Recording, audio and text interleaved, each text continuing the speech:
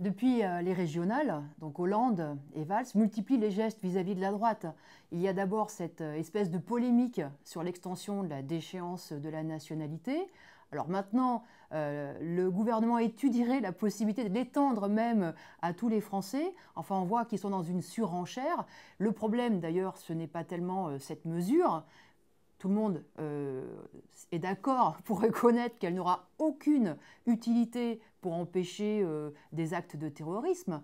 Le problème de Hollande, c'est de montrer que pour lui, de toute façon, il n'y a pas de tabou, qu'il ira sur tous les terrains, qu'il est prêt à reprendre des mesures demandées par la droite et par le Front National. Pour lui, tout ça, cela ne lui pose aucun problème. Donc on est dans cette surenchère-là. Maintenant, on découvre qu'il y a un projet de loi pour pérenniser l'état d'urgence, pour finalement rendre permanent cet état d'urgence, pour étendre les pouvoirs de la police, les pouvoirs administratifs hors du contrôle des juges. Donc tout ça va dans le même sens. Ce sont des gages qui sont donnés à la droite. Alors ce n'est pas une orientation qui est toute nouvelle. Il faut quand même se souvenir que déjà en 2009, Valls expliquait qu'il fallait régénérer le Parti socialiste. Alors il expliquait qu'il fallait tout changer.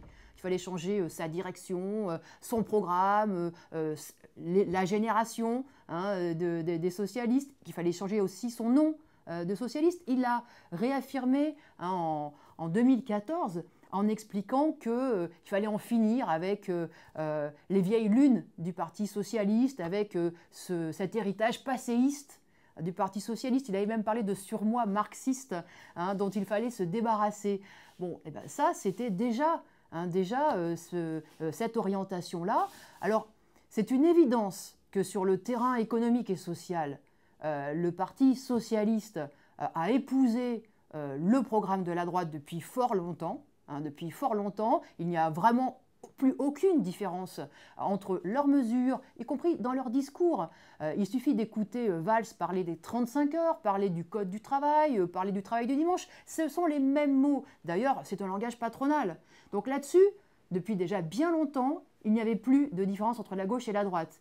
Mais il faut reconnaître que, oui, le Parti socialiste tenait quand même, au niveau sociétal, à se positionner sur un certain nombre de principes et à montrer qu'ils avaient des valeurs humanistes, en tout cas progressistes. Eh bien, c'est là-dessus que, y compris Hollande et Valls, veulent aussi larguer les amarres. Voilà, donc on est sur un pas de plus vers la droite, un pas qui est revendiqué. En quelque sorte, avec ces mesures sécuritaires, ce virage sécuritaire grossier, eh bien, Hollande officialise sa rupture avec ce qui reliait le Parti socialiste à son passé et finalement ce qui restait de ses liens avec le mouvement ouvrier. Voilà ce qui est en train de se passer aujourd'hui. Alors j'ai vu que dans l'Humanité, il y avait un édito qui s'interrogeait pour savoir est-ce qu'ils sont devenus fous? Mais non, non, ils ne sont absolument pas devenus fous. C'est cette orientation-là, cette droitisation, ce recentrage, elle est inscrite dans la logique politique. Un gouvernement qui attaque les travailleurs comme il le fait, un gouvernement qui est complice des licencieurs, qui laisse ce chômage de masse, cette précarité s'aggraver, sape les bases même de son électorat le plus populaire. Le Parti socialiste est en train d'éloigner, de perdre, de chasser finalement son électorat. Alors il faut bien qu'il se tourne, oui, vers des franges moins populaires de la société, vers un électorat petit bourgeois, vers un électorat centriste, de droite, celui qui peut-être déteste Sarkozy, par exemple. Mais voilà l'orientation qui est prise aujourd'hui par le Parti socialiste. Alors, ce qu'on peut constater, c'est que finalement, la gauche dont le Parti socialiste était le pivot depuis une quarantaine d'années, eh elle est en train de mourir aujourd'hui de sa belle mort. Voilà. Nous ne sommes absolument pas de ceux qui pensons qu'il faut la ressusciter.